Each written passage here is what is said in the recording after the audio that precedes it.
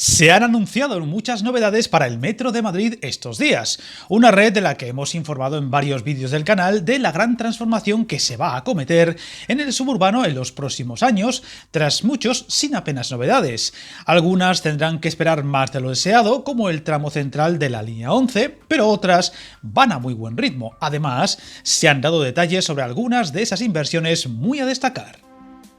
Vamos a empezar por uno de los temas que más se ha comentado, la implantación de la conducción automática en las líneas 6 y 8, un proyecto que se desarrollará hasta el 2030 y que se unirá al tramo nuevo de la línea 13 entre Chamartín y Madrid Nuevo Norte, una medida que desde la Comunidad de Madrid aseguran permitirá la circulación de un tren cada 2 minutos, se ahorrará energía y se incrementará la flexibilidad, medida siempre polémica entre defensores y detractores, pero que cada vez quieren extender a más tramos y líneas de la red. Los primeros cambios hacia esa automatización se llevarán a cabo en la línea 6, la circular, la más frecuentada de toda la red, con 110 millones de usuarios en 2023 y con una media en día laborable superior a los 618.000 usuarios. Después le tocará el turno a la línea 8, que conecta el Aeropuerto Internacional Adolfo Suárez Madrid-Barajas con nuevos ministerios. Una medida que parece ir poco a poco implantándose en más rincones y que en España solo conocemos en la línea 9 y 10 del Metro de Barcelona y en el tren subterráneo que une la terminal satélite con la T4 del aeropuerto madrileño. Viajar en tren nunca fue tan fácil. En trenes.com encuentra y reserva tus billetes de Renfe, Wigo, Irio y muchos otros países europeos. Vive experiencias únicas a bordo y recuerda, si vas sobre raíles, está en trenes.com. Otro anuncio relevante ha sido la prolongación de la línea 3, la que permitirá una segunda conexión de la red con Metrosur, que se unirá por las estaciones de Villaverde Alto y El Casar, unos trabajos muy avanzados y que se cifran en un 65% con la perforación de 2,2 kilómetros. Una segunda conexión muy necesaria y que beneficiará especialmente a cerca de 1 millón de usuarios de los municipios de Getafe, Leganés, Móstoles y Alcorcón, que podrán llegar a la Puerta del Sol en media hora y a unos 47.000 vecinos del barrio de Villaverde Alto. Extensión que tiene un coste de 110 millones de euros y que cuenta con fondos europeos Next Generation y que se espera pueda estar terminada a finales de este año si no hay imprevistos, como el caso del intercambiador de Valdebebas, que también debería terminarse este año.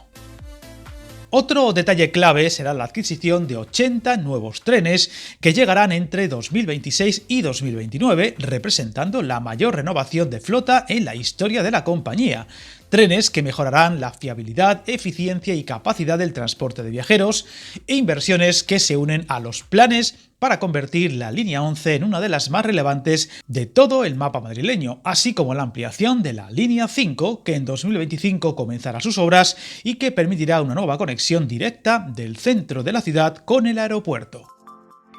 Sin embargo, estos anuncios de avances han contrastado con algunos retrasos y rectificaciones. Por ejemplo, con el corte esperado de la línea 6, que no será hasta el 2025, y las obras de renovación de la línea 1 hasta Chamartín. La renovación de la línea 6 supondrá un año de obras y que afectarán a 12 estaciones de la circular, situadas entre Ciudad Universitaria y Conde de Casal. Un contrato para los trabajos anunciado el pasado verano, pero todavía sin ser adjudicado por la Comunidad de Madrid y que supondrá una inversión de 38 millones.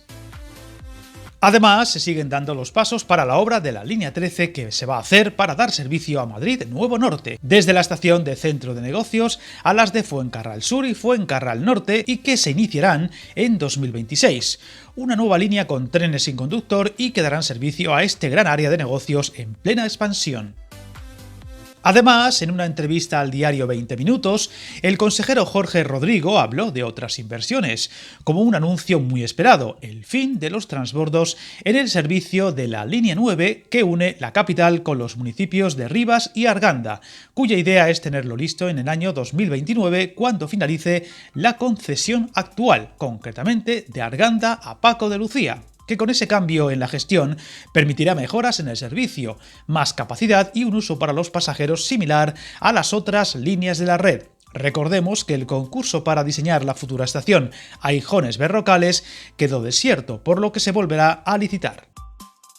No podemos olvidar los trabajos pendientes para mejorar Metrosur, donde se cortará el tramo entre las estaciones de Juan de la Cierva y Espartales desde marzo a agosto y que serán necesarias para finalizar la ya comentada unión con la línea 3 entre el Casar y Villaverde o el anuncio de la renovación de la estación Santiago Bernabéu, donde ya hemos conocido el espectacular diseño que tendrá para una estación que se ampliará y modernizará y cuya fecha de finalización se fija para el 2027. Una red madrileña que se encuentra en un momento de gran desarrollo para mejorar y que seguro dará muchos titulares próximamente y que iremos contando. Suscríbete al canal y recuerda, hasta el camino más largo se inicia con un primer paso.